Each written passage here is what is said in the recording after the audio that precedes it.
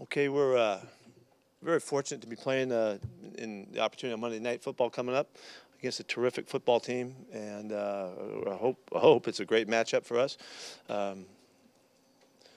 It's with a lot of respect, playing Danny and playing his crew and Arthur Blank and all that organization. It's just a good group to be going against. They've got a really nice team. They're balanced again. They came out of the chutes flying and got back on track here.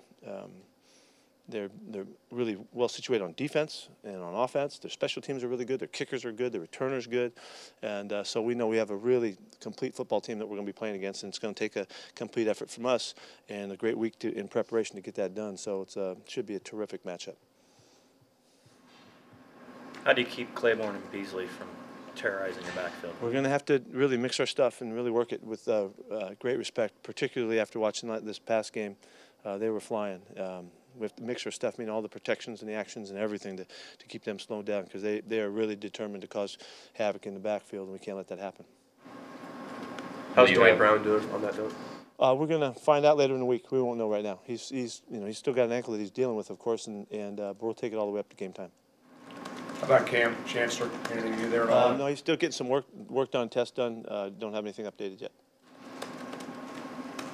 How about Jaron Reed? He's trying to do some stuff. He's trying to work his way back. It'll be one day at a time here. I don't know how it's going to turn out, but he's got a chance. He thinks he can do it, so we'll have to wait and see. Again, it'll take us all the way to game time. Eddie Lacy? Eddie is ready to practice today. He's ready to get back in action. With Cam, is it a week-to-week thing or is it a long-term? I don't know that yet. I don't know that yet. I've only communicated with him. We'll see him later. I don't know anything yet. Richard Sherman's surgery, It went great. I had a chance to talk to Richard yesterday. He sounded a little groggy, but they were really happy with the way they went about it. It's going to give him a chance to get back in months, and which is really nice. There's a couple choices that they can make, and they made a choice that was aggressive, and I think it worked out well according to the docs, and so we'll be very hopeful for that. What's Richard Sherman sounding groggy sound like? He was okay. I shouldn't have said that, darn. He was okay. He was lucid. I think that's the word. Is that the right word, John? Lucid. Yeah. Do you expect he'd be ready for training camp next week? I don't know that. I don't know. It's just a tad early. Steve Sarkisian will be on the other side. Have you talked to him much through kind of the process of him kind of getting back into football and bouncing back and getting? Some, yeah, we did talk some. I guess seeing him kind of, does their offense look different with him there at all, or? It looks very similar. No, very similar. There's always a little bit of stuff here and there that's a little bit different, but no, they're similar. I'm sure it's the same notebook. They're going with the same concepts and same principles, and it still looks very dynamic. How does the absence of Sherman affect the way you guys game plan? It won't. Have you been able to talk to Sherm about what his role could be in the near future? I mean, after he kind of gets past the first week or two. He's already been really clear. He's been adamant about wanting to get back as soon as he can. I would expect that he'll be back tomorrow. And he wants to get around and be close to the guys that he's been working with and make sure that he's available for the guys he's been helping. And you saw him on the sidelines. He didn't waste a minute. And he's already expressed that that's what he would like to do, and I'm all for it. You've seen in his teaching style. Not everybody can do what he does at a high level and then have that translate to somebody else. That's a good question. Sherm has always been really like the first guy to step to the calling of a new guy, and he's always been there for him. He's been the guy that will sit with them, talk with them, have lunch with them, stay on the field after practice. It's kind of the arm around mentoring type of an approach.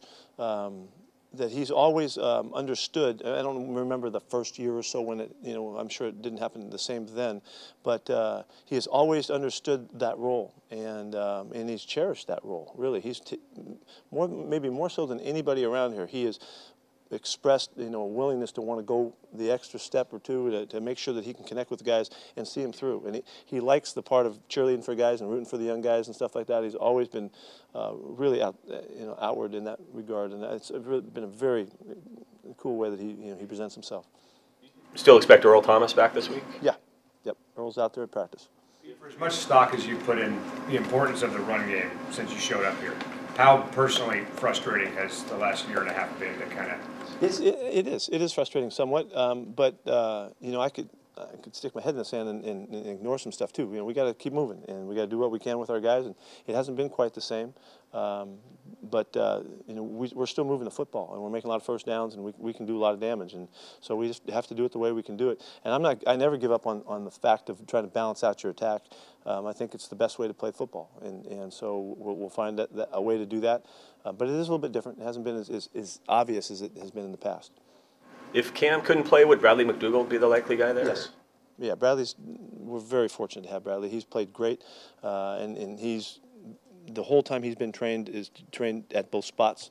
It's no big deal at all for him to play strong safety versus free safety. So he'll jump right in there.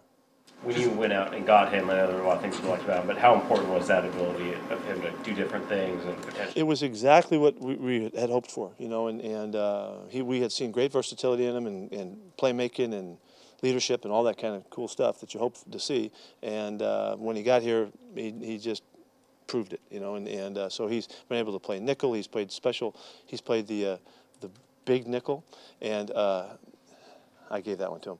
And he's just been able to do everything in special teams and be a leader and all of that. So he's been a fantastic addition and somewhat of a little bit of an unsung hero at this time for this season, that he's been able to be so versatile and be so successful at what he's doing.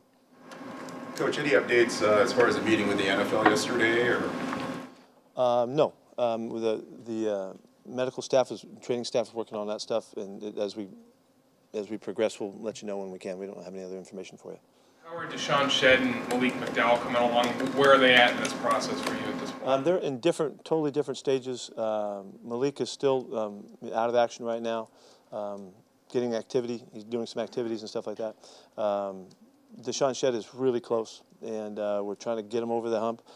You know, and he's really frustrated by it because he's worked so hard and he's in great shape, but he just isn't quite fully functioning the way we need him to be to cut him loose. So he's right at the edge of it, and we'll just keep cheerleading for him because he's such an extraordinary kid, and we want him to have that op to help us.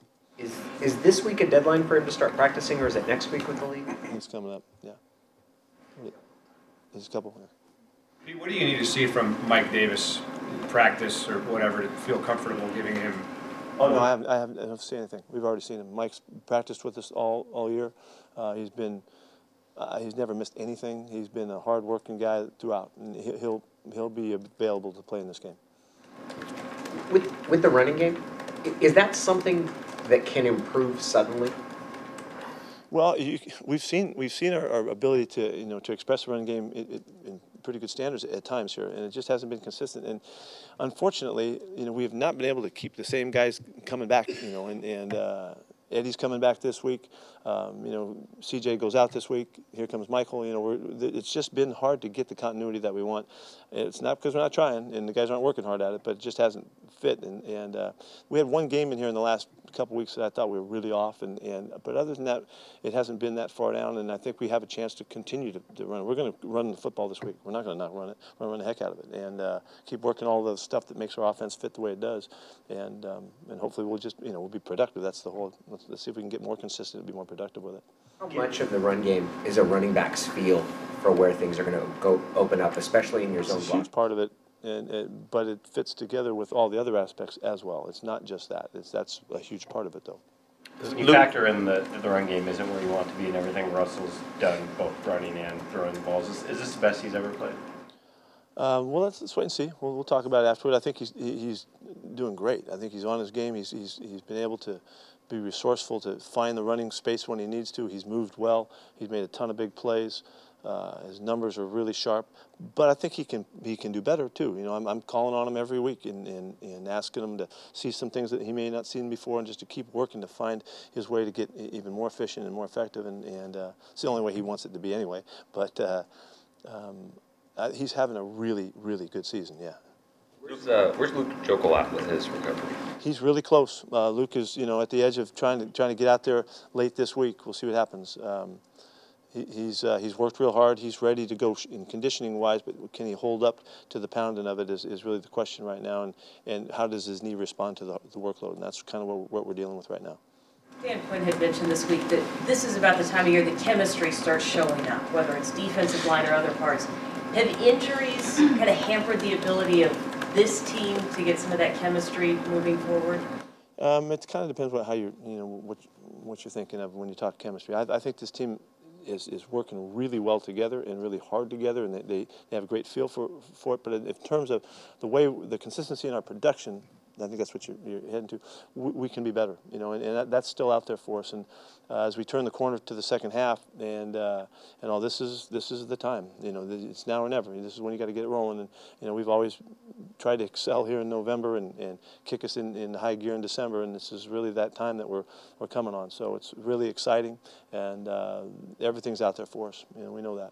Did you look at a lot of tape of Byron Maxwell as far as how he played in the last couple of years in Miami? As a matter of fact, I did. He appeared to have a pretty good finish to the season last year and played real well. Yeah, he's just played differently. He hasn't played in the same style that we coveted. And so he's been off and played on the other side and flipped around and done a lot of different things.